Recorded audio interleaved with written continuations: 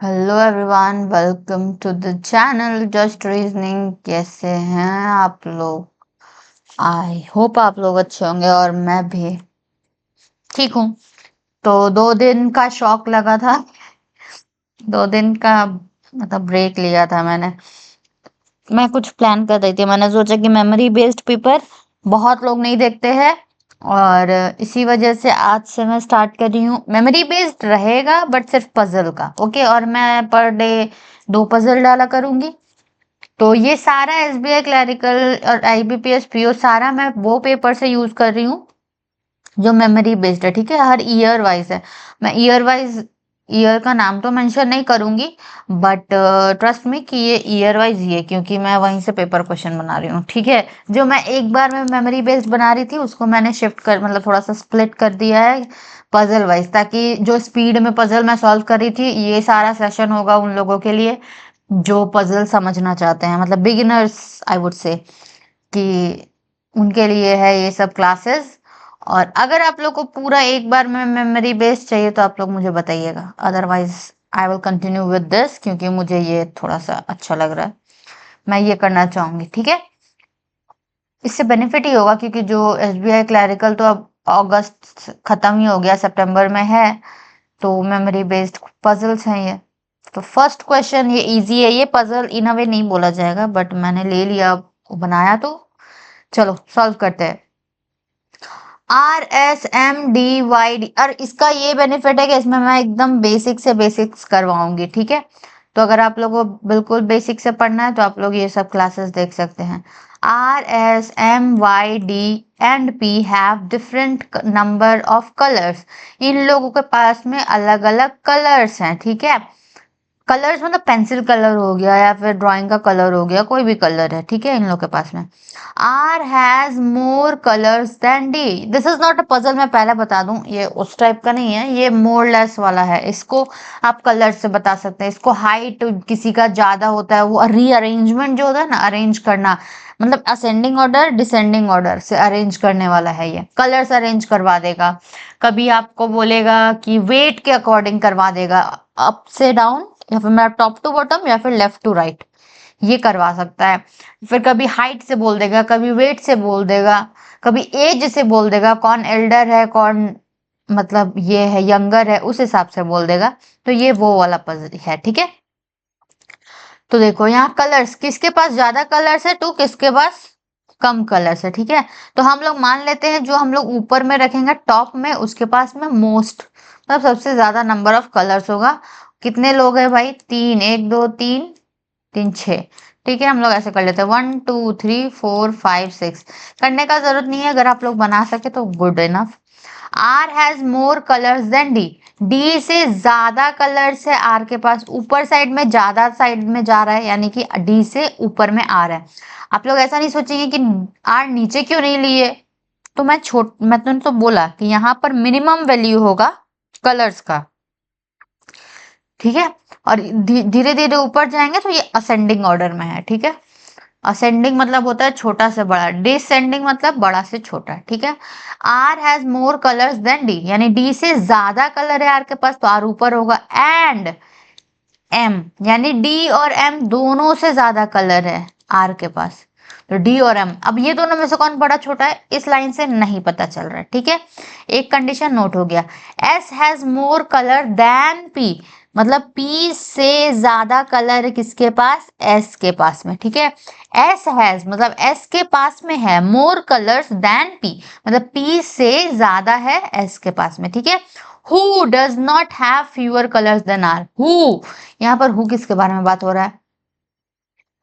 मैंने इतना बार बताया है, आई होप आप लोग को दिमाग में बैठ गया होगा जो रेगुलर देखते हैं, एंड आई नो वेर बहुत सारे लोग देखते हैं, तो उन लोगों को पता होगा कि हु हमेशा ऑब्जेक्ट के बारे में बात करता है। इस सेंटेंस में दो लोग हैं, एस भी है और पी भी है। हमें कैसे पता चलेगा कि यहाँ पर हु किसके बारे में बात कर रहा है? दिमाग में कभी भी वो डाउट नहीं होना चाहिए हु को लेके। अभी तक मैंने इतना वीडियो बनाया है, आई होप ये क्लियर हो चुका होगा आप लोगों को कि हु हमेशा ऑब्जेक्ट के बारे में बात होता है। ऑब्जेक्ट मतलब अपने बगल वाले को। P, who doesn't have fewer colors than R, यानी कि यहाँ P के बारे में बात हो रहा है कि P के पास नहीं है fewer colors than R, मतलब R से कम कलर नहीं है पी के पास, यानी आर से ज्यादा ही कलर है पी के पास, ठीक है। हु डजेंट हैव, अब यार नेगेटिव आप सोच रहे हो कोई नेगेटिव स्टेटमेंट आएगा, जी नहीं ऐसा नहीं आएगा। क्यों नहीं आएगा? क्योंकि देखो मैंने इंटरप्रेट कर लिया अपने अकॉर्डिंग कि P who doesn't have fewer colours than R, मतलब आर से कम कलर, फ्यूअर मतलब कम, कम कलर नहीं है पी के पास, यानी कि अगर आर से कम कलर नहीं है तो आर से ज्यादा ही होगा। इक्वल नंबर ऑफ कलर्स तो है नहीं, डिफरेंट नंबर ऑफ कलर्स है सबके पास, इसीलिए। आई होप इतना क्लियर होगा। अब देखो next up is S doesn't have highest number of colours. अच्छा जी, ये बता दिया गया है कि एस जो है हाईएस्ट, मतलब यहाँ पर हाईएस्ट कौन होने वाला है? 6th पोजीशन वाला। एस यहाँ पर नहीं बैठेगा, नहीं रहेगा, ठीक है। हु हैज द हाईएस्ट, ये क्वेश्चन आ गया है, बस इतना ही था। अब इसी को हम लोग को सेट करना है। अब देखो एस यहाँ पर है, एस हाईएस्ट पर नहीं होने वाला है। अब ये देखिए एस जो है वो पी के ऊपर है, पी के भी ऊपर है एस, दिख रहा है आप लोग को? यानी 1 2 3 4 5 लोग तो ऐसे ही हो गए, जो छठा है वो वही उसी का हाईएस्ट होगा। एस यहाँ नहीं है, और ये सारे के सारे एस से नीचे हैं। आपको ये करने का जरूरत नहीं है, यहाँ पर भी बन सकता था, बट हम लोग इसको बनाते हैं ताकि माइंड में, मतलब आइज में रहता है ना, दिखता है।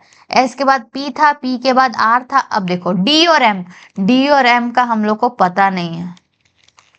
डी और एम हमारा इधर और में जाएगा, कहीं भी डी और एम का खुलासा नहीं किया गया। क्या ऐसा हो सकता है? आप गलत बता रहे? नहीं, ऐसा हो सकता है, इधर और में आंसर आता है, ठीक है जी। 6th कौन सा होगा? वाई, बचा हुआ वही है। वाई सबसे ज्यादा, सबसे ज्यादा किसके पास है? इसका मतलब है वाई के पास, ठीक है जी। सबसे ज्यादा, ये मोस्ट है, ये मिनिमम है, लीस्ट है। कल नंबर ऑफ कलर्स के अकॉर्डिंग हम लोगों ने इसे ज्यादा से कम के हिसाब से अरेंज कर दिया, डिसेंडिंग ऑर्डर में। Who has the highest number of colors? तो Y has the highest number of colors. I have मतलब showed you this. I have shown you. यहाँ पर है ना Y, किसके पास ज्यादा नंबर ऑफ कलर है? Y के पास। ऑप्शन नंबर 2 यहाँ पर लिखा हुआ ही है। If M doesn't have, देखिए मैं हमारा क्वेश्चन कैसे सही है, यहाँ देखिए क्या बोला है।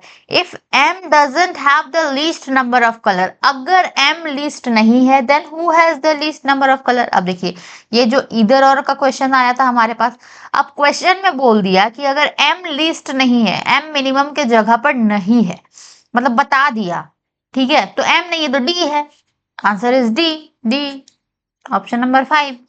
How many persons have more colour than D. अब देखिए ये क्वेश्चन को इस क्वेश्चन से रिलेट नहीं करेंगे। अब यहाँ ये नहीं बता दिया गया, ये बहुत बहुत बहुत इंपॉर्टेंट बात है, ध्यान से सुनिएगा। ये देखो ये क्वेश्चन में हम लोग को बता दिया कि एम और डी यहाँ पर नहीं है जी, एम और डी यहाँ पर नहीं है, तो एम यहाँ पर नहीं होगा तो डी यहाँ पर है, और यहाँ पर एम था, उसके अकॉर्डिंग हम लोग आंसर नंबर 81 कर दिए तो। बट यहाँ देखिए how many person have more colours than D, D से ज्यादा कितने के पास कलर है? तो क्या हम लोग ये बोलेंगे कि ओ ऑप्शन नंबर 81 में तो पहला वाला क्वेश्चन में हमारा डी यहाँ फिक्स हो गया था, तो अब यहाँ से 1 2 3 4 5 आंसर आ जाएगा, हो जाएगा? ऐसा दिमाग में आता है? बिल्कुल भी नहीं आना चाहिए, बिल्कुल भी नहीं आना चाहिए। आपको ये चीज टू, ये आपका आंसर है, इसको रिलेटेड देखना है।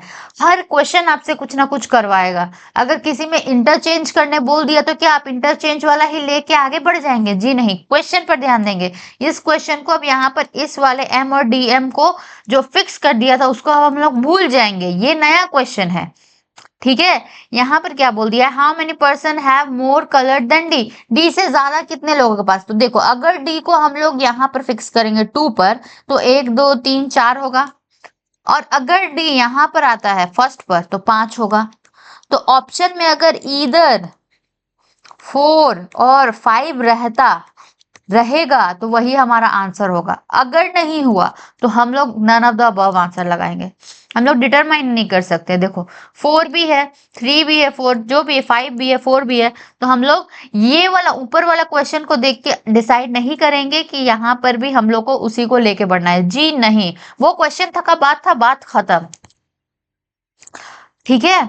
अब यहाँ पर नया बात है, ओके, कभी भी इस पहले वाले क्वेश्चन को देख के उसके अकॉर्डिंग अपना आंसर नेक्स्ट वाले पर नहीं देना है। डी का यहाँ पर पोजीशन फिक्स नहीं हुआ है, मैं ये बताना चाह रही हूँ। ये बहुत इंपॉर्टेंट चीज मुझे लगा कि जरूरी होगा जानना, कंफ्यूजन होता होगा कि यहाँ पर तो बता दिया गया, अब यहीं पर कर दे, नहीं करेंगे। 4 है, इधर 4 और 5 ऑप्शन में नहीं है तो can not be determine is the right answer. ठीक है, डिटरमाइन ही नहीं कर सकते हैं हम लोग।